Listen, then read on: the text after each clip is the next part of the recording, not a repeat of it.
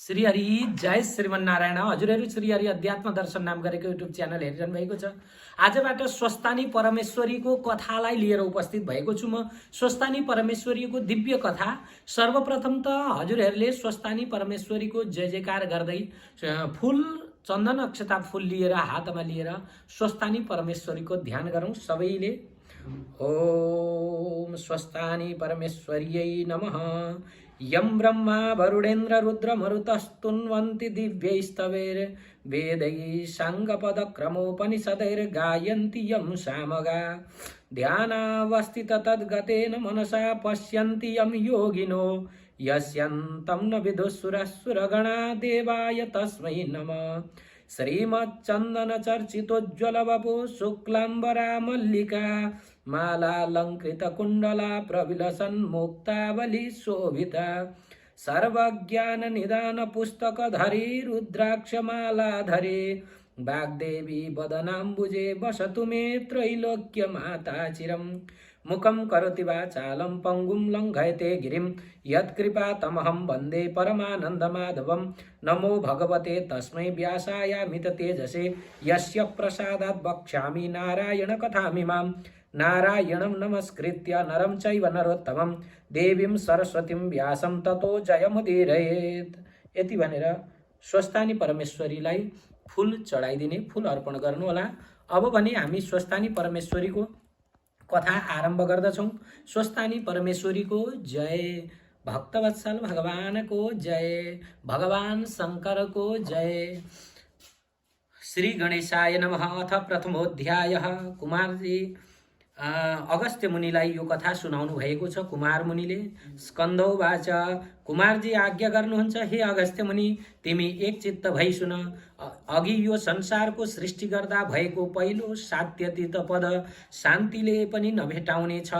उहाँबाट शक्ति उत्पन्न भयो, फेरि शक्तिमान अर्थात् शिवदेखि मायाको उत्पत्ति भयो, मायादेखि अव्यक्त प्रकृति उत्पन्न भयो। पहिले त्यस अव्यक्तको अधिष्ठाता आत्मा छ।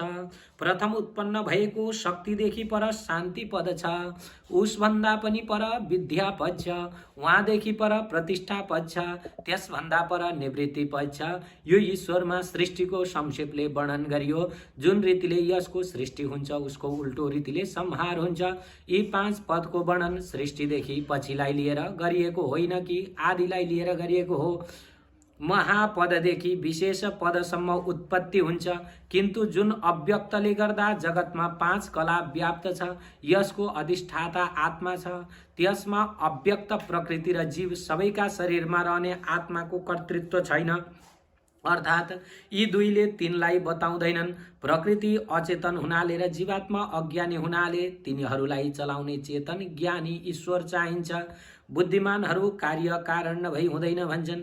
हे मुनि, यस उसले कार्य भएपछि कारण पनि हुन्छ, जस्तो कि कपडा भएपछि त्यसको कारण धागो पनि अवश्य हुन्छ।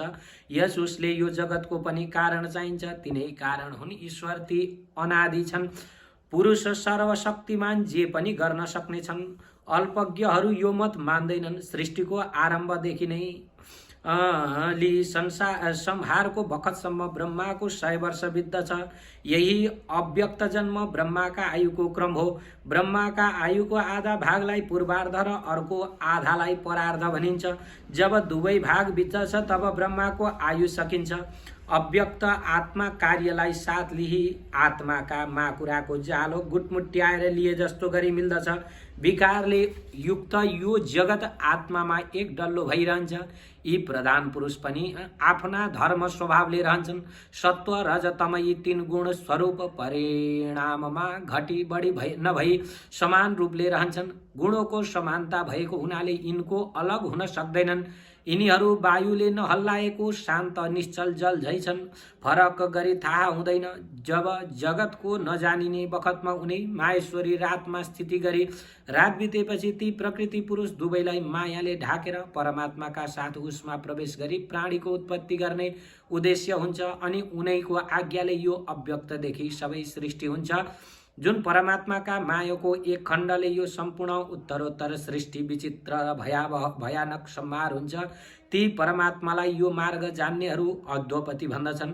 उनै त्यस्ता प्राणीमा रहने विलक्षण परमात्मालाई नमस्कार छ। हे मुनीश्वर, उहाँपछि पहिले ईश्वरका आज्ञाले अधिष्ठित अव्यक्तबाट बुद्धिदेखि बुद्धि, अहङ्कार, इन्द्रिय, तन्मात्रा, महाभूत आदि हुँदै जान्छ, विशेषसम्म हुन्छ। क्रमले विशेषसम्मका विकारबाट रुद्र, विष्णु, ब्रह्मा यी तीन देवता उत्पन्न भए। संसारमा कतै पनि नरोकिने शक्ति भयो। उनबाट अणिमादि सृष्टि भए। उत्पत्ति, पालन र नाश यी तीन कर्म ती तीनवटा ब्रह्मा, विष्णु, महेश्वरका भए। कल्पान्तमा फेरि पनि बुद्धि र मोहका निमित्त परमेश्वरले शक्ति प्रदान गरे। यी उत्पन्न भई परस्पर मिली शक्ति धारण गरी परस्परको शक्ति बढाउँदछन्। कहीँ ब्रह्मा, कहीँ विष्णु, कहीँ रुद्रको स्तुति हुन्छ।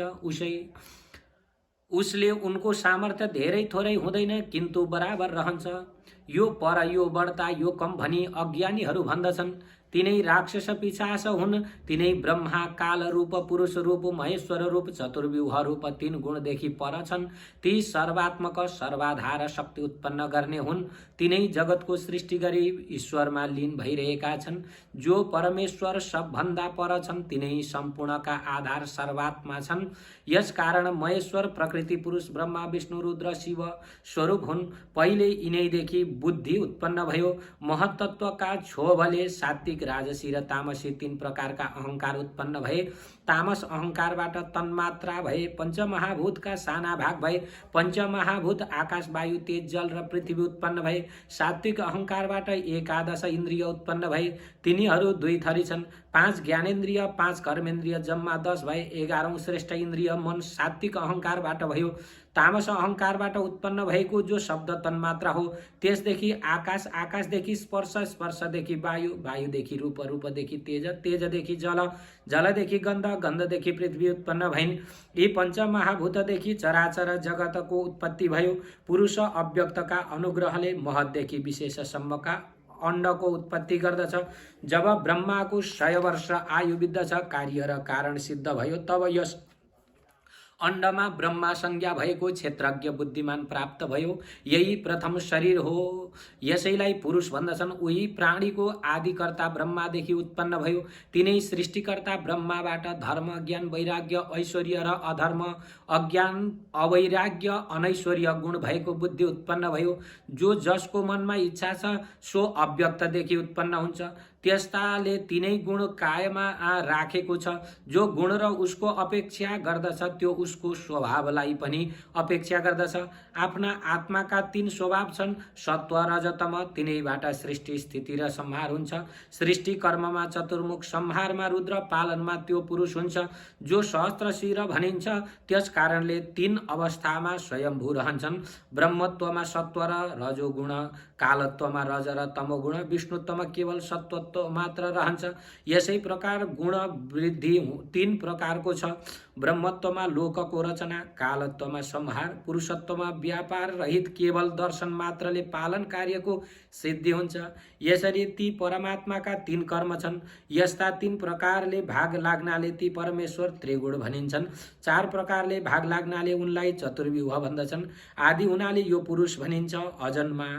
जन्म नहुनाले यो अज भनिन्छ। सुवर्णको मेरु पर्वत त्यस परमात्माको गर्भाशय हो। गर्भको जल, समुद्र र पर्वत जरायु हुन्।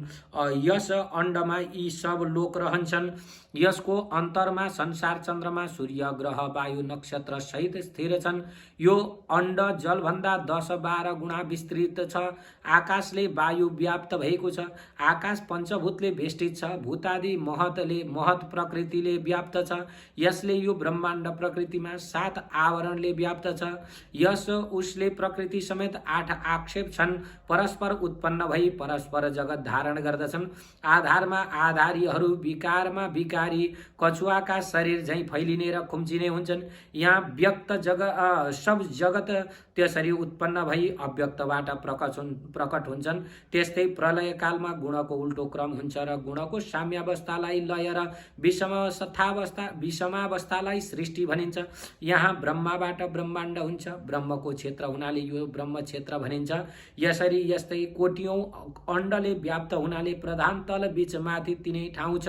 ती तीनै ठाउँमा ब्रह्मा विष्णु र रुद्र छन्। प्रधानबाट व्यक्त रचना हुन्छ र शिवको आज्ञा पाएर जगतको रचना गर्दछ। त्यही अव्यक्तबाट व्यक्त नामको अण्ड उत्पन्न भएको हो। अण्डबाट ब्रह्मा उत्पन्न भए यो सम्पूर्ण जगत सृष्टि गर्ने जीवको आवरण शक्ति र विशेष शक्तिको यसरी वर्णन गरियो। अन्त्यकालमा आत्यन्तिक प्रलय हुन्छ। यो सब चेष्टा अप्रमेय कारण परमेश्वरको लीला मात्र हो। महत्त्व प्रकृतिदेखि उत्पन्न भएको छ।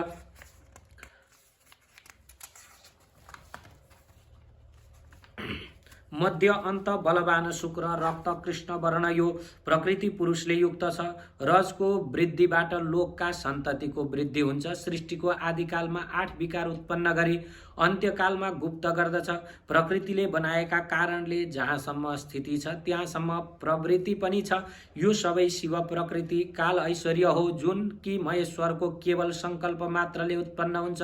हे मुनिवर, गएका आयुको जो काल वर्णन गरियो त्यो पूर्वार्ध भनिन्छ। फेरि उति ब्रह्माको अर्को समय छ, उसलाई अन्तमा संहार हुन्छ। उनी आदि जन्मा ब्रह्माको प्रत्येक दिनमा 14 मनु फेरिन्छन्। आदि अन्त्य केही नभएको हुनाले सम्पूर्ण कल्पको वर्णन गर्नको प्रयोजन पो के छ र? यसै उसले पृथक पृथक गरी भनिदिने। जो अनेक समयमा कोट्यौं कल्प छन् तीमध्ये श्रेष्ठ एउटा पद्मकल्प कमलबाट उत्पन्न भएको कल्प छ। उसैको म अब दोस्रो अध्याय वर्णन गर्दछु। जय जय श्री स्कन्द पुराणे केदारखण्डे माघ महात्म्ये कुमार अवस्थ्य संवादे श्री स्वस्थानी परमेश्वर्या व्रत कथायां प्रथमोऽध्यायः। श्री कृष्ण गोविंद हरे मुरारे, हे नाथ नारायण वासुदेव, अनंत वैकुंठ मुकुंद कृष्ण गोविंद दामोदर माधवेति। फेरि फूल लिएर स्वस्थानी परमेश्वरी को पुष्पांजलि गरौं। ओम उपनयतु मंगलम व सकल जगन मंगलालय श्रीमान दिनकर किरण निबोधित नवनलिन दल निवेक्षण कृष्ण काले वर्षतु पर्जन्य पृथ्वी सस्यशालिनी देशोऽयं क्षोभरहितो ब्राह्मणा सन्तु निर्भया अपुत्रा पुत्रिण सन्तु पौत्रिण निर्धना सदना सन्तु जीवन्तु शरदां शतं। तत्रैव गंगा यमुना च तत्र गोदावरी सिन्धु सरस्वती च तीर्थानि सर्वाणि वसन्ति तत्र यत्राच्युतोदार कथा प्रसंग।